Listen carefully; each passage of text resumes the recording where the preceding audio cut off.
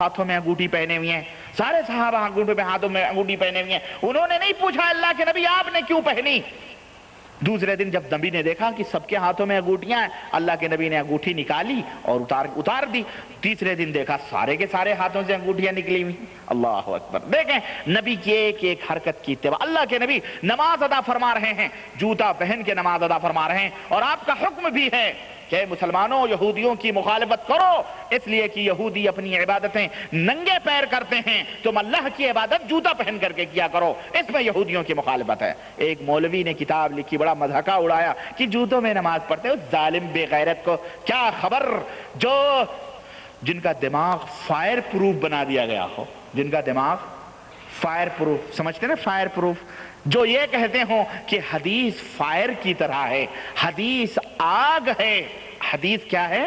آگ کی طرح ہے، تم جس طرح آگ پر نہیں چل سکتے اور آگ پہ چلو گے تو تم جل جاؤ گے، اسی طرح حدیث پہ چلو گے تو جل جاؤ گے۔ جن کا نظریہ یہ ہو، جن کا خیال یہ ہو، تو ان کا دماغ جو فائر پروف ہے، حدیث کا دروازہ بند کر دیا گیا ہے، اور پھر وہ جناب علی تقلید اور بزرگوں کی باتیں اور اماموں کی ان کے لیے وہ کیا کہا؟ اس نے کہا جوتا پہن کے نماز پڑھتے ہیں، مذاق اڑایا۔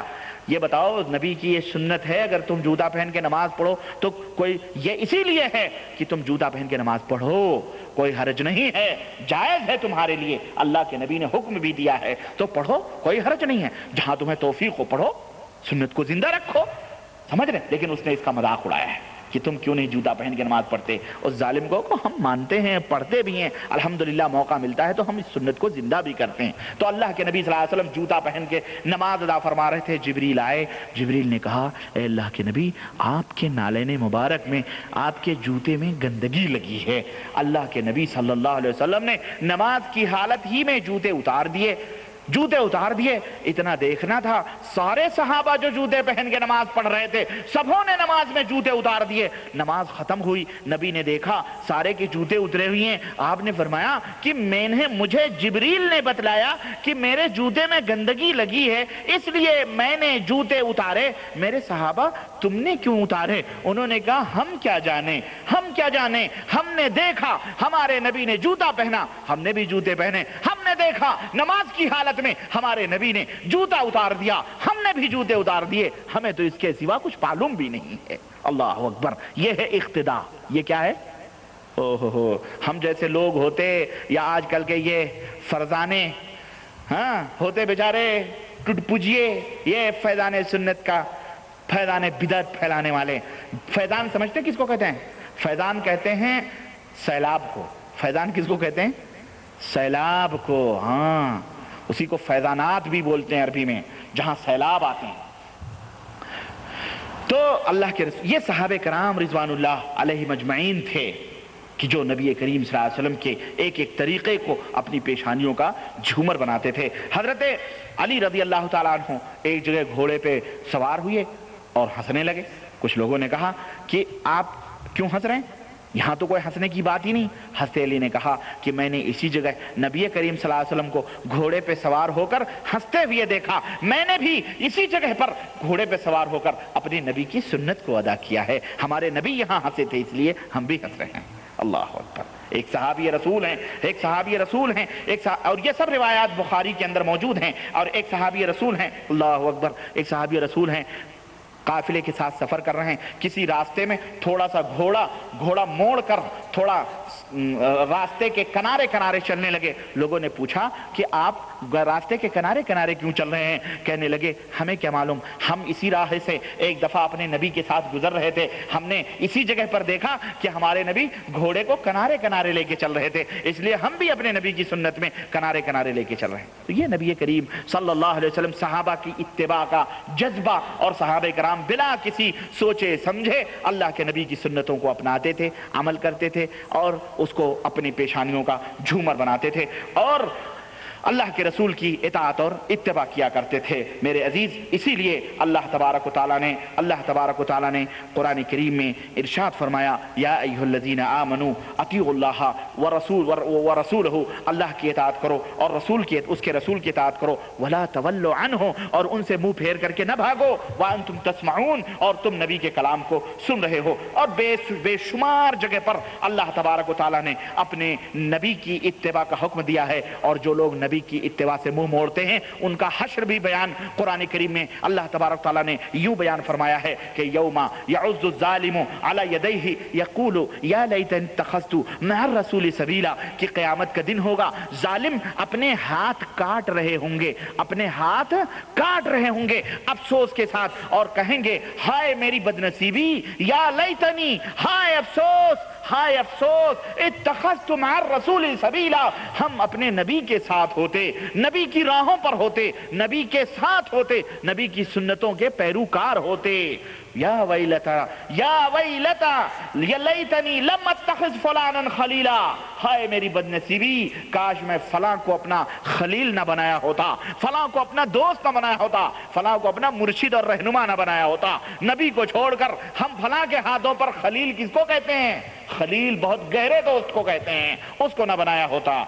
इसी तरह से अहादीस सुन्नत रसूल की मुखालिफत से डरना चाहिए। अल्लाह ने फरमाया फलयहज़रिल्लज़ीना युखालिफून अन अम्रिही अन तुसीबहुम फितना औ युसीबहुम अज़ाबुन अलीम, जो लोग नबी की सुन्नतों की मुखालिफत करते हैं उन्हें डरना चाहिए कि कहीं दुनिया में वो किसी अजाब के मुस्तहिक न हो जाएं, और अगर दुनिया में बच गए तो आखिरत में वो अजाब से बच नहीं सकते हैं। मेरे अजीज, मेरे दोस्त, बहुत सारी अहादीस और बेशुमार आयतें इन मौज़ूआत पे मौजूद हैं। अर्ज करने का मतलब यह है कि नबी की सुन्नत का ये मकाम है, और सुन्नत किसको कहते हैं और हदीस किसको कहते हैं, दोनों में कोई फर्क नहीं है। हदीस भी वही है, सुन्नत भी वही है। जिनके दिमागों में फतूर है, जिनके दिमागों में खन्नासियत है, उन्होंने हदीस और सुन्नत का फर्क करके दीन को तकसीम किया हुआ है। हदीस भी वही है, सुन्नत भी वही है। हदीस 3 तरह की होती है, सुन्नत भी 3 तरह की होती है। उसी को हदीस कहो, उसी को सुन्नत कहो। सुन्नत है अल्लाह के नबी ने जो फरमाया, ये भी सुन्नत। अल्लाह के नबी ने जो अमल किया वो भी सुन्नत, और जो सहाबा ने अमल किया और अल्लाह के नबी ने देखा और आपने खामोशी अख्तियार की, वो भी सुन्नत है। सुन्नत 3 किस्म की होती है। सुन्नत कौली, आपने जो फरमाया, सुन्नत फेली या हदीस फेली जो आपने किया, सुन्नत तकरीरी या हदीस तकरीरी जो सहाबा ने किया और आपने उसका इकरार फरमाया, खामोश रहे। ये 3 तरह की सुन्नत होती है।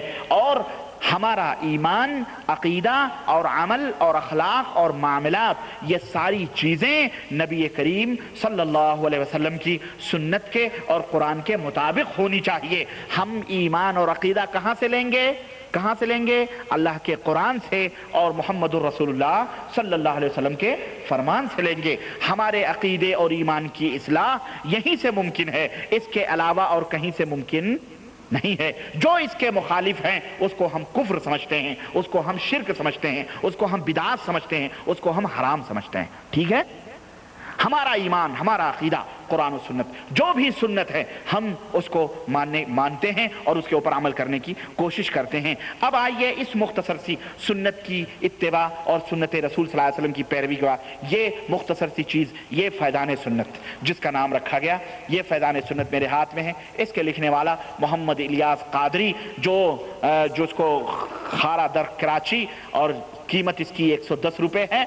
और जनाब आली ये तहरीक दावत इस्लामी के बहुत बड़े फाउंडर हैं और बहुत बड़े क्या कहते हैं, बुजुर्ग माने जाते हैं।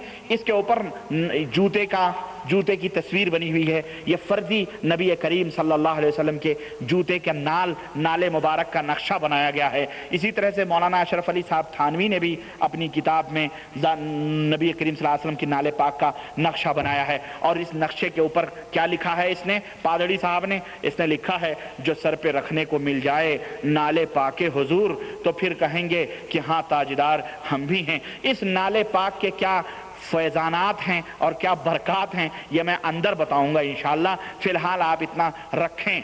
और हज़रत ने किताब की शुरुआत की है, किताब की इब्तिदा की है। जनाब अली, सुन्नत रसूल सल्लल्लाहु अलैहि वसल्लम क्या है कि जब भी किताब हो या कोई भी चीज़ हो, शुरुआत की जाए तो किससे की जाए? بولو ماشاءاللہ، اللہ تبارک تعالیٰ آپ لوگوں کو جزائے خیر دے، بسم اللہ سے۔ لیکن اعلیٰ حضرت نے یہ امیر تحریر دعوت اسلامی اس کتاب کی شروعات کس سے کر رہے ہیں معلوم ہے؟ اس کتاب کی شروعات کر رہے ہیں 786 سے۔ یہ ہے فیضان سنت۔ ان سے پوچھو پیارے میٹھے میٹھے اسلامی بھائیوں، یہ 786 ذرا میٹھے میٹھے بدعتی بھائیوں، یہ کون سی سنت ہے؟ بتلاؤ ذرا، نبی کریم صلی اللہ علیہ وسلم نے بتلایا ہے، پھر یہ 786 کیا ہے؟ یہ بولو، کہیں گے یہ بسم اللہ کی گنتی ہے۔ تو ہم نے کہا بھئی بسم اللہ کی گنتی ہے تو پورے قرآن کی بنا کے لپیٹ لو، بسم اللہ پہ کیوں اکتفا کیا انہوں نے؟ پورے قرآن کی، اور پورے قرآن کی یہ بنا بھی چکے ہیں۔ ہاں، اور ایک دور آئے گا دیکھنا کہ 786 اور بسم اللہ کا بھی کچھ بنا کے، اور جناب علی پورے قرآن کو مثلا 1550 کر کے پورے نماز میں پڑھیں گے، کہیں گے یہ پورے نماز کا پورا قرآن پڑھ لیا گیا ہے۔ بولو ان سے، یہ بتاؤ یہ قرآن کی تحریف نہیں ہے؟ قرآن کی تحریف یہودیوں نے کی، اپنے اپنے توریت اور زبور کی تحریف کی یہودیوں، اور نصرانیوں نے انجیل کی تحریف کی۔ اللہ تعالیٰ نے انہیں لعنتی قرار دیا، اور تم قرآن کو گنتیوں میں لکھتے ہو تو تم لعنتی نہیں ہو؟ بولو۔ اور اگر کوئی شخص کھانا کھاتے وقت 786 کہہ لے، ہاں،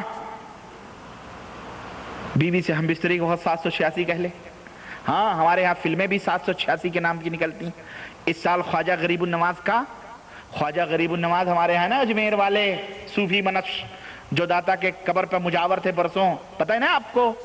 ہاں، وہ خواجہ غریب النواز، غریبوں ہی کو نوازتے ہیں، امیروں کا کوئی اور ہے، سمجھ رہے ہیں؟ وہ غریب، ہندوستان والے اپنے آپ کو غریب ہی کہتے ہیں۔ تو جناب علی وہ خواجہ غریب النواز، وہ بھی کیا کہتے ہیں